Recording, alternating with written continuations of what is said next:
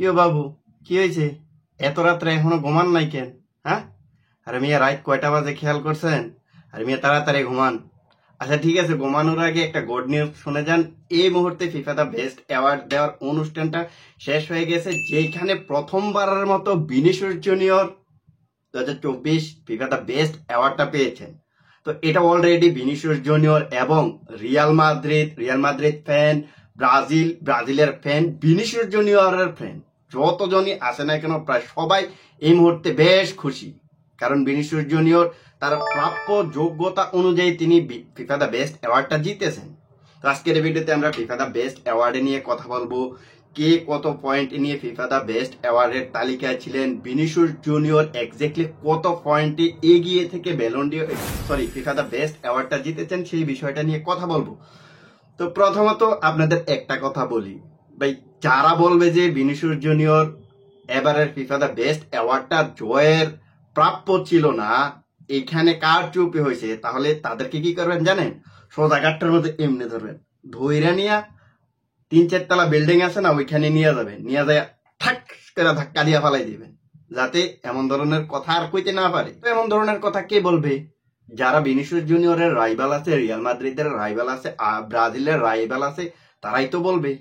তারা বলবে যে না এটা লিওনেল মেসি পাওয়া উচিত ছিল, এটা রদ্রির পাওয়া উচিত ছিল, এটা জোড বেলিংহামের পাওয়া উচিত ছিল, এটা পাওয়া উচিত ছিল আপনার কি আর্লিং হল্যান্ডের, মানে এমন ধরনের নানা কথা বলবে। সো ওই কথার দিকে কান না দিয়ে আপনারা তাদেরকে ডাইরেক্ট কি করবেন, ওই যে বললাম গাটটা ধরে নিয়ে 3 তলা 4 তলা ছাদের উপরে নিয়ে যাবেন, ওইখান থেকে বাস করে ফালাই দেবেন, বাস কাহিনী খাতাম, টাটা বাই বাই।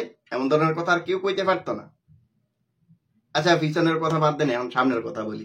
তো Vinicius Junior already FIFA the best অ্যাওয়ার্ডটা পেয়ে গেছেন, যেখানে তিনি 48 পয়েন্ট পেয়েছেন। তার চির প্রতিদ্বন্দ্বী যিনি ছিলেন রদ্রি, তিনি পেয়েছেন 43 পয়েন্ট। সো এখন ভিনিসিয়াস জুনিয়র ওই রদ্রির চাইতে 5 পয়েন্টে এগিয়ে থেকে তিনি ফিফা দা বেস্ট অ্যাওয়ার্ডটা জিতেছেন। এখন আমরা যদি তালিকাগুলা দেখি, যে টপ প্লেয়ার গুলা রয়েছে, ওই টপ প্লেয়ার গুলার তালিকা যদি দেখি, ওই তালিকার মধ্যে আমরা দেখতে পারবো কে কত পয়েন্ট পেয়েছে। তো এখন আমরা যদি তালিকাটা দেখি তাহলে কিন্তু দেখতে পারবো যে এইখানে ভিনিসিয়াস জুনিয়র 48 পয়েন্ট নিয়ে 1 নম্বরে আছেন, রদ্রি 43 পয়েন্ট নিয়ে 2 নম্বরে আছেন, জোড বেলিংহাম 37 পয়েন্ট নিয়ে 3 নম্বরে আছেন, দানি কারভাল 31 পয়েন্ট নিয়ে 4 নম্বরে আছেন, লামিনে ইয়ামাল 30 পয়েন্ট নিয়ে 5 নম্বরে আছেন, লিওনেল মেসি 25 পয়েন্ট নিয়ে 6 নম্বরে আছেন, টনি ক্রুস 18 পয়েন্ট নিয়ে 7 নম্বরে আছেন, আর্লিং হল্যান্ড 18 পয়েন্ট নিয়ে 8 নম্বরে আছেন, কিলিয়ান এমবাপে 14 পয়েন্ট নিয়ে 9 নম্বরে আছেন,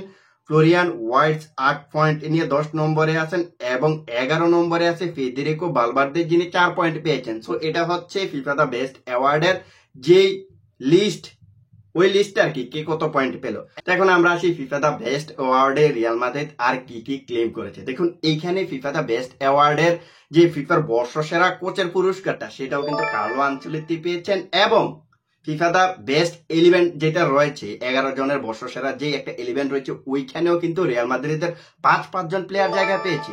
left উইঙ্গে Vinicius junior, মিডফিল্ডে Joad Bellingham এবং টনি ক্রুস, ডিফেন্সে রাইট ব্যাকে দানি কারভাহাল, সেন্টার ব্যাকে রুডিগার, এই 5 জন প্লেয়ার রিয়াল মাদ্রিদ থেকে জায়গা পেয়েছে। সো ফিফা দা বেস্ট অ্যাওয়ার্ডে আমরা কিন্তু রিয়াল মাদ্রিদের প্লেয়ারদের ডোমিনেট দেখেছি, যেখানে ফার্স্ট 11-এ রিয়াল মাদ্রিদের দাপট ছিল, কোচ হিসেবে দাপট ছিল। তারপর ফিফার মেন্স যে প্লেয়ারটা, এটা তো ভিনিসিয়াস জুনিয়র হয়েছেন। এখন আমরা যদি ফিফা দা বেস্ট অ্যাওয়ার্ডের গোলকিপারের কথা বলি, তাহলে এই জায়গায় কিন্তু পেয়েছে এমিলিয়ানো মার্টিনেজ।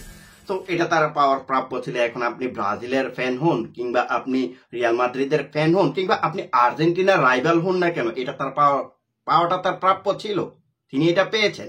এখন আমরা আসি লিওনেল মেসির দিকে। দেখুন লিওনেল মেসিও কিন্তু ভিনিসিয়াস জুনিয়রকে ভোট দিয়েছে।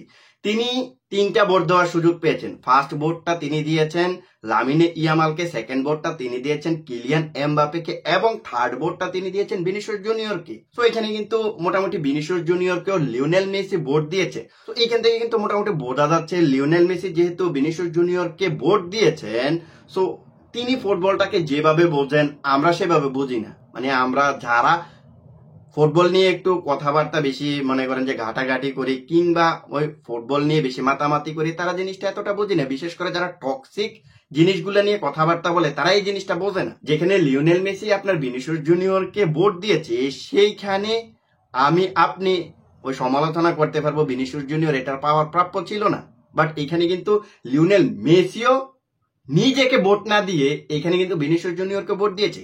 এখানে লিওনেল মেসি চাইলে কিন্তু নিজেকে নিজে ভোট দিতে পারতো, বাট এটা না করে তিনি কিন্তু ওই ভিনিসিয়াস জুনিয়রকে ভোটটা দিয়েছেন। সো এই থেকে বোঝা যায় যে আমরা যারা সাধারণ পাবলিক আছে ফুটবল নিয়ে একটু ঘাটাঘাটি করি, আমরা একটু অতিরিক্ত টক্সিক জিনিসগুলাকে একটু বেছে নিই। মানে আমাদের কাজ হচ্ছে কি, এই প্লেয়ারটা এই করে নাই, ওই প্লেয়ারটা এই করে নাই, এই প্লেয়ারটা এটা পাওয়া উচিত ছিল না, ওই প্লেয়ারের ব্যালন ডি'অর পাওয়া উচিত ছিল না, এই প্লেয়ারের গোল্ডেন বুট পাওয়া উচিত ছিল না, এমন ধরনের টক্সিক জিনিস নিয়ে কিন্তু আমরা আলোচনা করি। বাট যারা ফুটবলটা বোঝে, মানে যারা ফুটবলটাকে ভালোভাবে বোঝে, তারা কিন্তু ওই দিন শেষে ওই জিনিসটাই বেছে নেয়। আসলে কোন প্লেয়ারটা এই বছর ফুটবলের জন্য কি করেছে ওই জিনিসটা দেখে কিন্তু তারা ভোট দেয়, যেটার জ্বলজ্যান্ত প্রমাণ হচ্ছে লিওনেল মেসি। তো এটা হচ্ছে ফিফা দ্য বেস্ট অ্যাওয়ার্ডের আপডেট, যে আপডেট থেকে আপনারা জানতে পেরেছেন যে ভিনিসিয়াস জুনিয়র তার ক্যারিয়ারের প্রথমবারের মতো ফিফা দ্য বেস্ট অ্যাওয়ার্ডটা পেয়েছেন। তো পরবর্তীতে আমরা এটা নিয়ে আরো বেশি কথাবার্তা বলতে পারবো যে কোন প্লেয়ারটা এক্স্যাক্টলি কোন কোচটা কাকে কাকে ভোট দিয়েছে, এই বিষয়টা আমরা পরবর্তীতে জানতে পারবো। এটা নিয়ে পরবর্তীতে কোনো একটা ভিডিওতে কথা বলবো। তো রাত অনেক হয়ে গেছে, আপনারাও ঘুমান, আমিও ঘুমিয়ে যাই। তো দেখা হবে অন্য কোনো এক ভিডিওতে, সে পর্যন্ত ভালো থাকবেন, আল্লাহ হাফেজ।